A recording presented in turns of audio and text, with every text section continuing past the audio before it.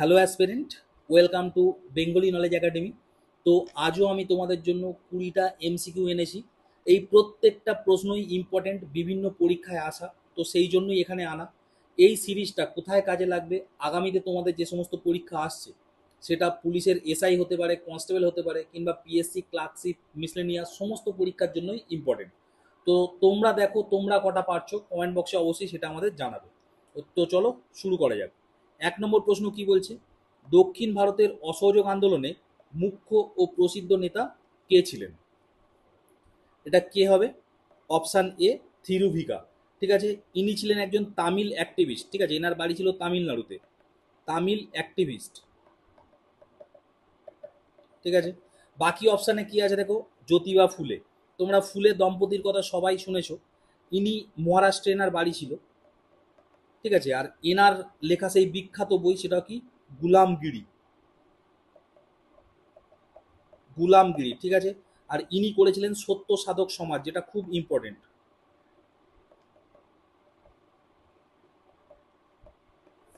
ঠিক আছে, নেক্সট দেখো এখানে আছে জগজীবন রাম। ঠিক আছে, ইনি গ্রামীণ শ্রমিক আন্দোলনের নেতৃত্ব দিয়েছিলেন বিহারে।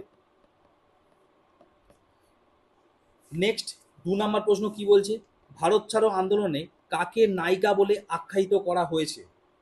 ভারত ছাড়ো আন্দোলনে কাকে নায়িকা বলে আখ্যায়িত করা হয়েছে? এটা কি হবে? এটা হবে অপশান সি, অরুণা আসাফ আলী। ঠিক আছে, অরুণা আসাফ আলী মনে রাখবে, ভীষণ ইম্পর্টেন্ট। আচ্ছা, ভারত ছাড়ো আন্দোলন বা quit India movement, quit India movement, Bharat ছাড়ো আন্দোলন, এটা কবে শুরু হয়েছিল? 8ই অগাস্ট 1942 সালে। ঠিক আছে, এবং গান্ধীজি এখানে স্লোগান দিয়েছিল কি? ডু অর ডাই, তাই না? কারেঙ্গে ইয়া মারেঙ্গে। আচ্ছা, এখানে অপশানে দেখো মাতঙ্গিনী হাজরা আছে। মাতঙ্গিনী হাজরা এই ভারত ছাড়ো আন্দোলনের সাথেই যুক্ত ছিল। ইনি আমাদের মেদিনীপুর থেকে যুক্ত ছিলেন। ঠিক আছে, তখন তমলুক বলা হতো। এনাকে বলা হয় গান্ধী বুড়ি।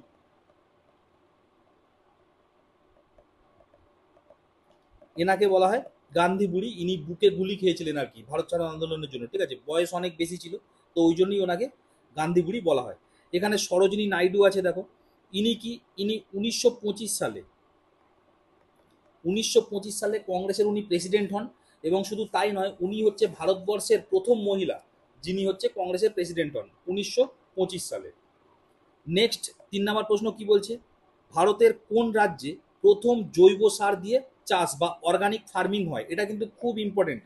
একমাত্র এই রাজ্যটাই আছে যেখানে কিন্তু সম্পূর্ণ অর্গানিক ফার্মিং হয়। ঠিক আছে, সেটাকে, সেটা হচ্ছে অপশান সি, সিকিম, তাই না? এই সিকিম, বলে রাখি, প্রথমে আলাদা একটা দেশ ছিল। ভাবতে পারছো, ওটুকু ছোট্ট সিকিম নাকি আলাদা একটা দেশ ছিল। পরবর্তীকালে 1974 সালে 35 নম্বর সংবিধান সংশোধন হয় বা 35 নম্বর অ্যামেন্ডমেন্ট হয়। এবং তাতে কি হয়? তাতে সিকিম আমাদের অ্যাসোসিয়েটেড স্টেট হিসাবে থেকে যায়। এবং তার পরের বছর অর্থাৎ 36 নম্বর অ্যামেন্ডমেন্টে, তার পরের বছর মানে 1975 সালে 36 নম্বর অ্যামেন্ডমেন্টে কি হচ্ছে? সিকিম আমাদের স্টেট হয়ে যাচ্ছে। ঠিক আছে, পূর্ণ রাজ্যের মর্যাদা পাচ্ছে। বোঝা গেল? সিকিম নিয়ে বলতে গেলে আর কি বলা যায়? সিকিমে সব থেকে কম জনসংখ্যা আছে, তাই না? আর সিকিমের রাজধানী কি? গ্যাংটক, যেখানে আমরা অল্প বিস্তর সবাই ঘুরতে যাই। বাকি অপশানগুলো কি আছে দেখো। কেরালা, কেরালায় সম্প্রতি ওয়াটার ট্যাক্সিটা খুব বিখ্যাত হয়েছে, তাই না? কারেন্ট অ্যাফেয়ার্সের জন্য ওয়াটার ট্যাক্সি চালু হয়েছে কোথায়? কেরালায়। ঠিক আছে, কেরালায় এডুকেশন রেট তো তোমরা সবাই জানো সবসময় হাই থাকে, 93.91%। ঠিক আছে, সাক্ষরতারা সবসময় হাই।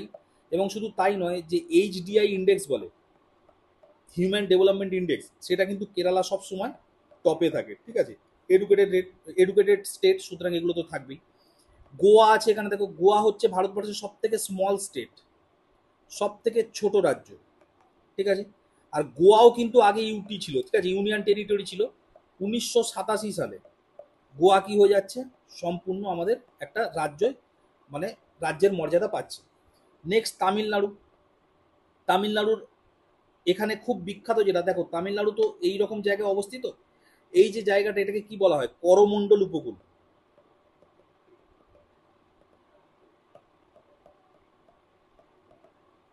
ঠিক আছে, এখানে বছরে দুবার বৃষ্টি হয়, এই জন্যই জায়গাটা বিখ্যাত, তাই না?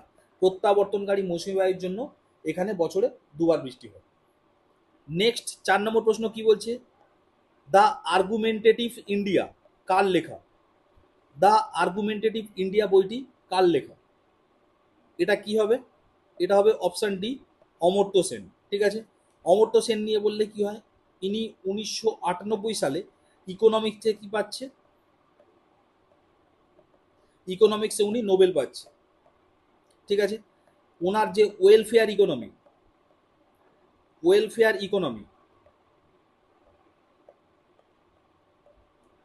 তার জন্য, ঠিক আছে, মানে সমবন্টন, এইটাই অমর্ত্য সেনই বলেছিল আর কি, যে দেশেতে আর কি মানে রিসোর্সের কোনো অভাব নেই, কিন্তু রিসোর্স আর কি সমান বন্টন নেই, ওই জন্যই ওনাকে কিন্তু এই অমর্ত্য সেনকে ইকোনমিকে নোবেল পুরস্কার দেওয়া হয়।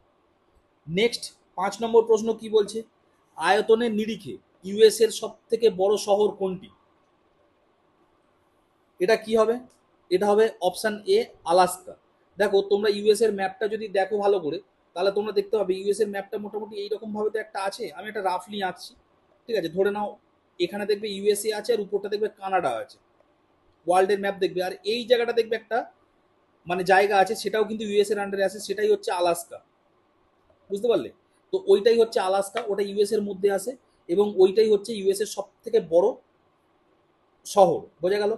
এবার দেখো, যদি আমি বলি যে সারা পৃথিবীতে সব থেকে বড় দেশকে সারা পৃথিবীর মধ্যে, তাহলে কি হয়ে যাবে? তাহলে হয়ে যাবে রাশিয়া। সেকেন্ডে কি আসছে? সেকেন্ডে হচ্ছে কানাডা। থার্ডে কি আসছে? থার্ডে আসছে ইউএসএ। বুঝতে পারলে? ইউএসএ হচ্ছে বিশ্বের তৃতীয় বৃহত্তম দেশ। ঠিক আছে, চারে থেকে বলছি যেগুলো সব বলে দিই, চায়না। পাঁচে থেকে ব্রাজিল। ছয় থেকে অস্ট্রেলিয়া।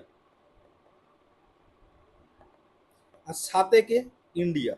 ঠিক আছে, আর আটে আর্জেন্টিনা।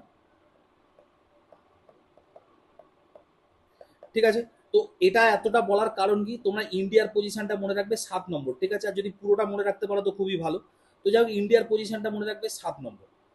মানে মানে সাইজের দিক থেকে যদি বিচার করা হয়, তাহলে ইন্ডিয়া হচ্ছে 7 নম্বর। আর ইন্ডিয়ার মধ্যে যদি সব থেকে বড় রাজ্য বলা হয় সেটাকে, সেটা হচ্ছে রাজস্থান। আর সব থেকে ছোট রাজ্যকে গোয়া। বন্ধুরা, আরেকটি কথা, WBP constable, SI and KP constable অধ্যায়ভিত্তিক সেরা প্রস্তুতি নিতে আমাদের হোয়াটসঅ্যাপ নাম্বারে একবার হোয়াটসঅ্যাপ করে নাও। গণিত, ইংরেজি, জিকে, রিজনিং প্রত্যেকটা বিষয়ে একদম অধ্যায় ধরে ধরে বেসিক লেভেল থেকে একদম প্রথম থেকে ক্লাস করানো হবে।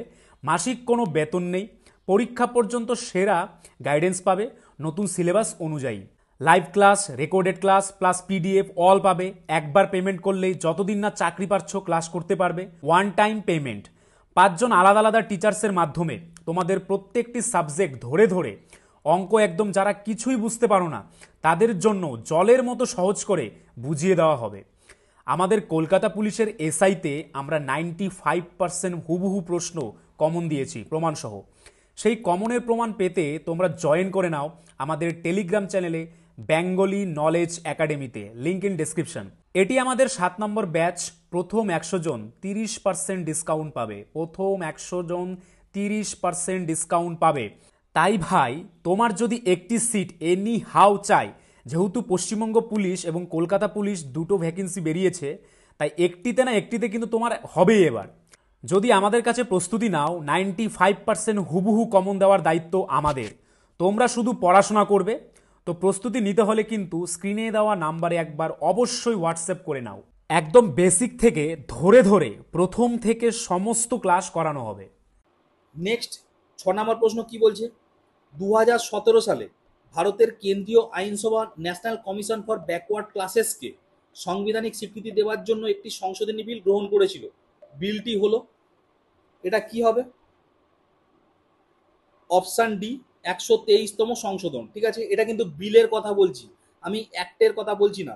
অ্যাক্ট হলে সেটা অ্যামেন্ডমেন্টে কনভার্ট হয়ে যায়, আমি কিন্তু এখানে সম্পূর্ণ বিলের কথা বলছি, 123তম সংশোধন। ঠিক আছে, এবার চলো অ্যামেন্ডমেন্টগুলো বলে দিই। অ্যামেন্ডমেন্ট শেষ কয়েকটা অ্যামেন্ডমেন্ট আমি ইম্পর্টেন্ট অ্যামেন্ডমেন্ট সেগুলো বলে দিই। ঠিক আছে, 100 নাম্বার অ্যামেন্ডমেন্টে কি আছে? 100 নাম্বার অ্যামেন্ডমেন্টে ছিল ছিটমহল, তাই না? 101 নম্বর অ্যামেন্ডমেন্টে ছিল আমাদের জিএসটি। 102 নাম্বার অ্যামেন্ডমেন্টে কি ছিল? ওবিসি সংক্রান্ত বিষয়। এবং 103 নাম্বার অ্যামেন্ডমেন্টে ছিল ইডাব্লিউএস বা ইকোনমিক্যাল উইকার সেকশন, এই বিষয় নিয়ে। আর 104 নাম্বার অ্যামেন্ডমেন্টে কি হয়েছে? তোমরা দেখবে লোকসভায় আসন তোমরা কত জানো? 545, কিন্তু দেখবে ভোট হবে কটা? 543টা, তাই না? এই দুটো কি ছিল? দুটো অ্যাংলো ইন্ডিয়ানদের জন্য বরাদ্দ ছিল, এবং যেটা ঠিক করতো কে? যেটা একদম সম্পূর্ণ অধিকার ছিল ঠিক করার প্রেসিডেন্টের, ওটা 104 নম্বর অ্যামেন্ডমেন্টে ওইটা ক্যান্সেল করে দেওয়া হলো। ঠিক আছে, অ্যাংলো ইন্ডিয়ান ওই ব্যাপারটা ক্যান্সেল করে দেওয়া হলো। শুধুমাত্র লোকসভায় বলে নয়, এই যে রাজ্য বিধানসভাগুলোতেও কিন্তু অ্যাংলো ইন্ডিয়ানদের জন্য একটা করে সিট বরাদ্দ থাকতো, সেটাও কিন্তু ক্যান্সেল করে দেওয়া হলো এই 104 নম্বর অ্যামেন্ডমেন্টে। 7 নম্বর প্রশ্নটা কি বলছে?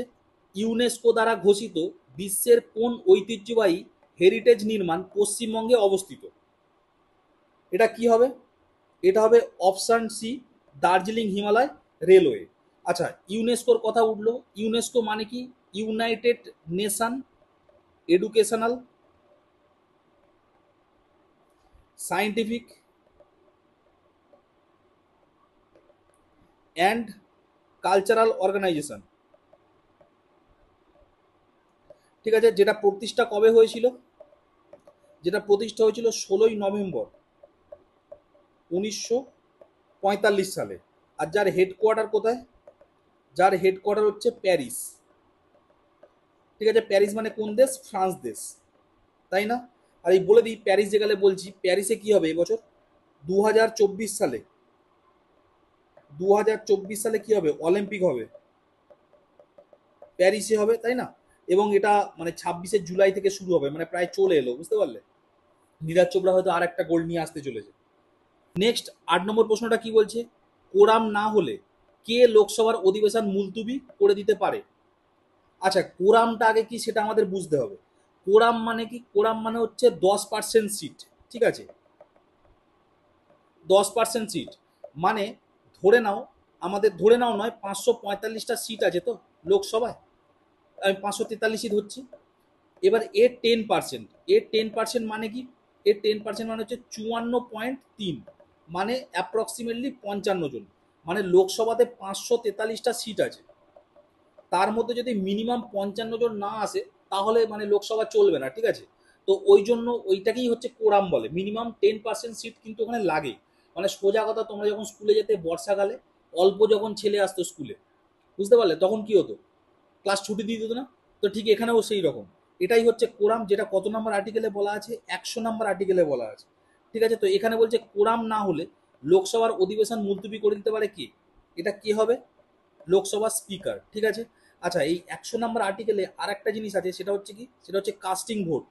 কাস্টিং ভোট, কাস্টিং ভোট মানে কি? কাস্টিং ভোট মানে হচ্ছে, ধরো লোকসভার মধ্যে, ধরো কোনো একটা বিষয় নিয়ে ভোটাভুটি হচ্ছে, এবং সেখানে কি হচ্ছে? সেখানে ধরো ভোটটা ড্র হয়ে গেছে। ঠিক আছে, যারা পক্ষে দিয়েছে বা যারা বিপক্ষে দিয়েছে, তারা মোটামুটি ভোটটা সমান দিয়ে ফেলেছে, ড্র হয়ে গেছে। তাহলে স্পিকার যেহেতু নিজেও লোকসভার সদস্য, তাই জন্য স্পিকার শেষে নিজের ভোটটা দিয়ে কোনো একজনকে জয়ী করতে পারেন। ঠিক আছে, এইটাকেই বলা হয় কি? এইটাকেই বলা হচ্ছে কাস্টিং ভোট। নেক্সট 9 নম্বর প্রশ্নটা কি বলছে?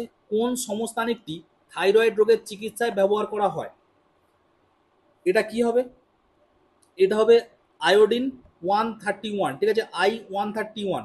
তোমরা সবাই জানো আয়োডিনের অভাবে কি হয়? গয়টার বা গলগণ্ড। ঠিক আছে, তো এই থাইরয়েড রোগের চিকিৎসার জন্য আয়োডিন, এটা মাথায় রাখবে।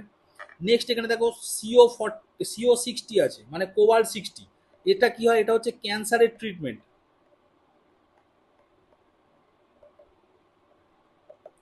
ঠিক আছে, নেক্সট দেখো কার্বন 14। এটা কি হচ্ছে? এজ বের করার জন্য, এজ, বয়স নির্ধারণের জন্য। এর জন্য কি হচ্ছে? কার্বন 14। নেক্সট 10 নম্বর প্রশ্ন কি বলছে?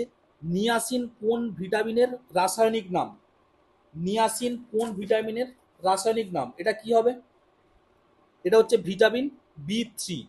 টোটাল বলে রাখি, টোটাল ভিটামিন আছে কটা? ভিটামিন আছে টোটাল B3 ভিটামিন আছে 8টা। ঠিক আছে, 8টারই নাম কিন্তু মনে রাখতে হয়। এখানে বাকি অপশানগুলো কি আছে দেখো, ভিটামিন সি। ভিটামিন সি এর রাসায়নিক নাম কি? Ascorbic acid. অ্যাসকর্বিক অ্যাসিড, ঠিক আছে। ভিটামিন সি এর অভাবে কি হয়? স্কারবি রোগ হয়। ভিটামিন এ, যার রাসায়নিক নাম কি? রেটিনল, যার অভাবে কি হয়? রাতকানা। ভিটামিন কে এর রাসায়নিক নাম কি? ফাইলোকুইনন। ভিটামিন কে এর রাসায়নিক নাম হচ্ছে ফাইলোকুইনন, ঠিক আছে। এর অভাবে কি হয়? এটা হচ্ছে রক্ত তঞ্চনে সাহায্য করে ভিটামিন কে, রক্ত তঞ্চনে সাহায্য।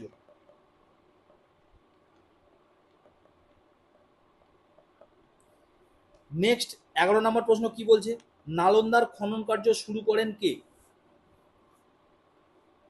এটা কি হবে? অপশান সি, স্পুনার, 1917 সালে। আচ্ছা, নালন্দা বিশ্ববিদ্যালয় যদি বলা হয়, তাহলে নালন্দা বিশ্ববিদ্যালয় কে প্রতিষ্ঠা করেছিল? প্রতিষ্ঠাতা হচ্ছে কুমারগুপ্ত, গুপ্ত বংশের কুমারগুপ্ত, বা অনেকে প্রথম কুমারগুপ্তও বলে, ঠিক আছে। তা প্রথম কুমারগুপ্তও বলে, এটা একটু মাথায় রাখবে। আর এই নালন্দা বিশ্ববিদ্যালয়কে ধ্বংস করেছিল? ধ্বংস করেছিল ইখতিয়াউদ্দিন মোহাম্মদ বিন বখতিয়ার খলজি। কি বললাম? ইখতিয়ার উদ্দিন মুহম্মদ বিন বখতিয়ার খলজি।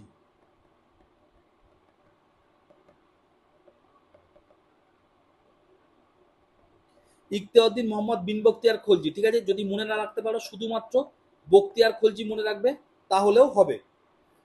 নেক্সট 12 নম্বর প্রশ্ন কি বলছে? আবুল ফজলের মৃত্যু হয়েছিল কার নির্দেশে? এটা কি হবে? এটা হবে প্রিন্স সেলিম, ঠিক আছে, রাজা সেলিম, ঠিক আছে। এ কে ছিল? এ হচ্ছে আর কেউ নয়, আকবরের ছেলে জাহাঙ্গীর। জাহাঙ্গীরের নির্দেশে কি হচ্ছে? আবুল ফজলের হত্যা হচ্ছে, ঠিক আছে। অ্যাকচুয়ালি এই সময় কি করছিল? আবুল ফজল দক্ষিণ থেকে আর কি ফিরছিল, সেই সময় ওকে হত্যা করা ছিল, সাউথ ইন্ডিয়া থেকে ফিরছিল, বোঝা গেল। এইবার চলো, এই আবুল ফজল কিন্তু এই যে আমাদের মানে আকবরের যে নবরত্ন, সেই নবরত্নের মেম্বার ছিল আবুল ফজল নিজে। আচ্ছা, নবরত্নের কথা এলো যে, তাহলে বলে দিই নবরত্ন কারা কারা ছিল নবরত্নের মধ্যে। প্রথম হচ্ছে মান সিং, দ্বিতীয় কি হচ্ছে? টোডরমল। তোমরা সবাই জানো টোডরমলের সেই ভূমি রাজস্ব ব্যাপার। 3 নম্বরে কি হচ্ছে? বীরবল। 4 কে তানসেন। এই ফুড এসআই পরীক্ষায় এইটা এসেছিল, ঠিক আছে। তানসেন কার রাজসভায় ছিল? 5 কে, 5 হচ্ছে আবুল ফজল, যাকে হত্যা করেছিল জাহাঙ্গীর। 6 কে ফৈজি। 7 কে মুল্লা দু পিয়াজা, মুল্লা দো পেয়াজা। 8 কে ফকির আজিও দিন, ফকির আজিও দিন। আর 9 কে আব্দুল রহিম খানি খানান, আব্দুল রহিম খান খানান, ঠিক আছে। এই হচ্ছে আকবরের নবরত্ন, ঠিক আছে। এই আবুল ফজলকে তাহলে কে হত্যা করছে? জাহাঙ্গীর। আর তোমরা বলবে জাহাঙ্গীর কোন মানে পাঞ্জাবের যে কোন মানে শিখ গুরুকে এই জাহাঙ্গীর হত্যা করেছিল? তোমরা কমেন্ট বক্সে অবশ্যই জানাবে। নেক্সট 13 নম্বর প্রশ্ন কি বলছে? কোন রাজ্যে সম্প্রতি ভারতের প্রথম ফার্ম ভিত্তিক সৌর বিদ্যুৎ প্রকল্পের অনুমোদন ছিল? এটা কি হবে? দেখো, এই যে সৌর ভিত্তিক যখনই আসবে না, সৌর বিদ্যুৎ, এখানে 90% টাইমে রাজস্থান উত্তর হয়, বুঝতে পারলে? তো যাই হোক, রাজস্থান তোমরা সবাই জানো ভারতবর্ষের সব থেকে বড় রাজ্য হচ্ছে রাজস্থান, যেখানে মহিলা শিক্ষার রেট সব থেকে কম, ঠিক আছে। ওম্যান এডুকেশনের রেট সব থেকে কম। আর রাজস্থানে কি দেখতে পাওয়া যায়? ব্যাডল্যান্ড, ঠিক আছে। রাজস্থানে কি দেখতে পাওয়া যায়? ব্যাডল্যান্ড, মানে এই চম্বলের আশেপাশে যে জমিগুলো দেখতে পাওয়া যায় সেগুলোকে ব্যাডল্যান্ড বলে, ঠিক আছে। আর দেখো এখানে আছে গুজরাট আছে অপশান, আর মহারাষ্ট্র আছে অপশান। ঠিক আছে, গুজরাট আর মহারাষ্ট্র এই দুটো আগে একসাথে ছিল বম্বে। 1960 সালে এই দুটো রাজ্য কেটে গিয়ে হয়ে গেছে গুজরাট ও মহারাষ্ট্র।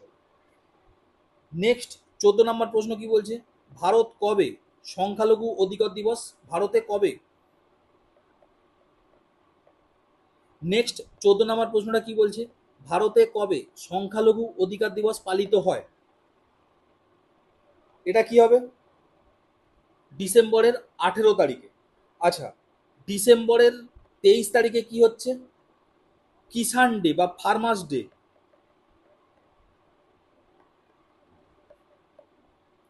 ডিসেম্বরের 1 তারিখে কি হচ্ছে? ওয়ার্ল্ড এইডস দিবস। এগুলো একটু মনে রাখবে, এই কোন দিনে কি হচ্ছে। ঠিক আছে, যে মাসটা যাচ্ছে সেই মাসের জিনিসগুলো একটুখানি টপিকগুলো মনে রাখবে, এগুলো কিন্তু পরীক্ষায় আসে।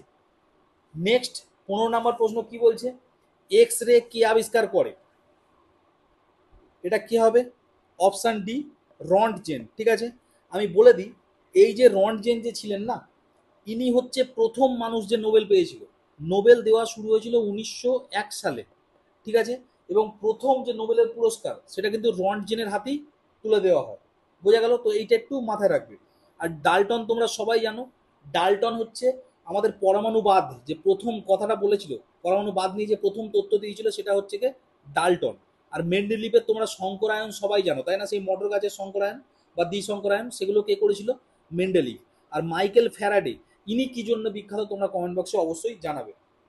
নেক্সট 16 নম্বর প্রশ্ন কি বলছে, কুড়ি কিসের একক?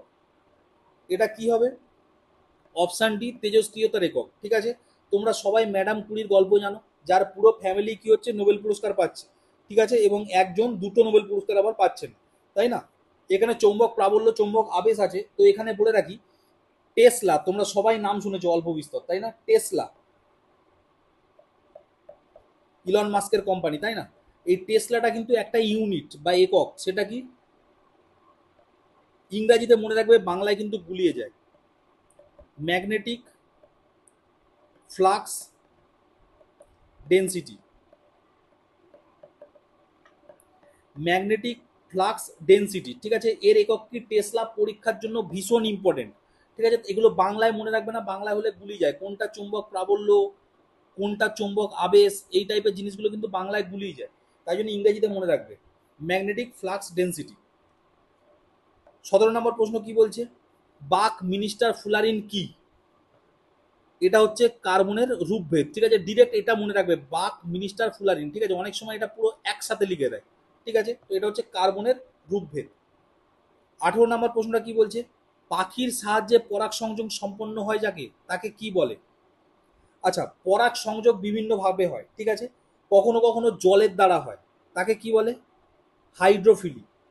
কখনো কখনো এটা হচ্ছে জল, কখনো কখনো বিভিন্ন যে স্নেল, সেই স্নেলের দ্বারা হয়, তাকে কি বলা হয়? তাকে বলা হচ্ছে ম্যালাকোফিলি। আবার কখনো কখনো পাখির দ্বারা হয়, যেটা প্রশ্নে জিজ্ঞাসা করেছে, সেটা কি হচ্ছে? অরিথোফিলি। ঠিক আছে, অরিথোফিলি। আবার কখনো কখনো তোমাদের বিভিন্ন হচ্ছে, মানে কি বলবো, বিভিন্ন পতঙ্গ আর কি, ঠিক আছে, ইনসেক্ট, তার দ্বারা হয়, তখন কি বলা হয়? অ্যান্টিমোফিলি। তোমরা এই নামটা দেখেই অ্যাকচুয়ালি তোমরা পরীক্ষায় কিন্তু উত্তরটা দিয়ে আসতে পারতে যদি প্রশ্নটা আসতো, তাই না? কেননা তোমরা জানো একটা বিখ্যাত তোমরা টার্ম ছোটবেলা থেকে শুনে আসছো, দেখো তো চিনতে পারো কি? অরিনথোলজি, তাই না? এটা মানে কি? এই সরি, অর্নিথোলজি। এটা মানে কি? এটা মানে হচ্ছে পক্ষীবিদ। অর্নিথোলজি, তোমরা সেলিম আলীর গল্প ছোটবেলা থেকে শুনে আসছো।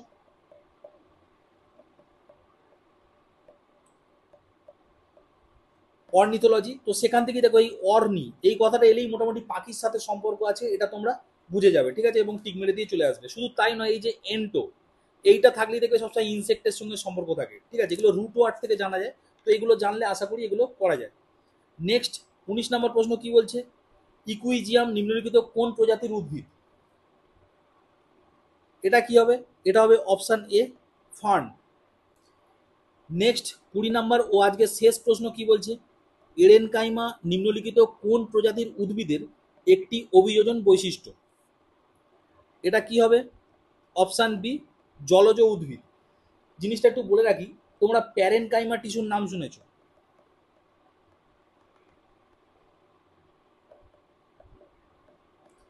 এই প্যারেনকাইমা টিস্যুর কোনোটিতে কি হয়, বায়ুকুঠুরি থাকে, ঠিক আছে, বায়ুকুঠুরি, ঠিক আছে। এগুলো হচ্ছে এরেনকাইমা, ঠিক আছে। এগুলো অ্যাকচুয়ালি কি, বেসিক্যালি যারা যে সমস্ত উদ্ভিদ জলে থাকে, ঠিক আছে, তাদেরই এগুলো দেখা যায়, যেমন পানা, তাই না, যেগুলো জলজ উদ্ভিদ তাদেরই এই এরেনকাইমা দেখা যায়। তো যাই হোক, এই ছিল আজকের 20টা প্রশ্ন। তোমরা অবশ্যই কমেন্ট বক্সে জানাবে তোমরা কটা পেরেছো, ঠিক আছে। আর অবশ্যই এই সিরিজটা যদি তোমাদের ভালো লেগে থাকে তাহলে একটা লাইক মেরো, শেয়ার করো। আর যদি তোমরা চ্যানেলে নতুন হয়ে থাকো তাহলে অবশ্যই চ্যানেলটা সাবস্ক্রাইব করো। দেখা হবে পরের ভিডিও, ততক্ষণ স্টে টিউন এন্ড বাই। বন্ধুরা, আরেকটি কথা, WBP constable, SI and KP constable অধ্যায়ভিত্তিক সেরা প্রস্তুতি নিতে আমাদের হোয়াটসঅ্যাপ নাম্বারে একবার হোয়াটসঅ্যাপ করে নাও। গণিত, ইংরেজি, জিকে, রিজনিং প্রত্যেকটা বিষয়ে একদম অধ্যায় ধরে ধরে বেসিক লেভেল থেকে একদম প্রথম থেকে ক্লাস করানো হবে। মাসিক কোনো বেতন নেই, পরীক্ষা পর্যন্ত সেরা গাইডেন্স পাবে নতুন সিলেবাস অনুযায়ী। Live class, recorded class plus PDF all পাবে। একবার পেমেন্ট করলেই যতদিন না চাকরি পাচ্ছ ক্লাস করতে পারবে। One time payment. 5জন আলাদা আলাদা টিচার্সের মাধ্যমে তোমাদের প্রত্যেকটি সাবজেক্ট ধরে ধরে অঙ্ক একদম যারা কিছুই বুঝতে পারো না তাদের জন্য জলের মতো সহজ করে বুঝিয়ে দেওয়া হবে। আমাদের কলকাতা পুলিশের এসআইতে আমরা 95% হুবহু প্রশ্ন কমন দিয়েছি প্রমাণসহ। সেই কমনের প্রমাণ পেতে তোমরা জয়েন করে নাও আমাদের টেলিগ্রাম চ্যানেলে বেঙ্গলি নলেজ একাডেমিতে, লিঙ্ক ইন ডেসক্রিপশন। এটি আমাদের 7 নম্বর ব্যাচ। প্রথম 100 জন 30% ডিসকাউন্ট পাবে। প্রথম 100 জন 30% ডিসকাউন্ট পাবে। তাই ভাই, তোমার যদি একটি সিট এনি হাউ চাই, যেহেতু পশ্চিমবঙ্গ পুলিশ এবং কলকাতা পুলিশ দুটো ভ্যাকেন্সি বেরিয়েছে, তাই একটিতে না একটিতে কিন্তু তোমার হবেই এবার। যদি আমাদের কাছে প্রস্তুতি নাও, 95% হুবহু কমন দেওয়ার দায়িত্ব আমাদের। তোমরা শুধু পড়াশোনা করবে। তো প্রস্তুতি নিতে হলে কিন্তু স্ক্রিনে দেওয়া নাম্বারে একবার অবশ্যই হোয়াটসঅ্যাপ করে নাও। একদম বেসিক থেকে ধরে ধরে প্রথম থেকে সমস্ত ক্লাস করানো হবে।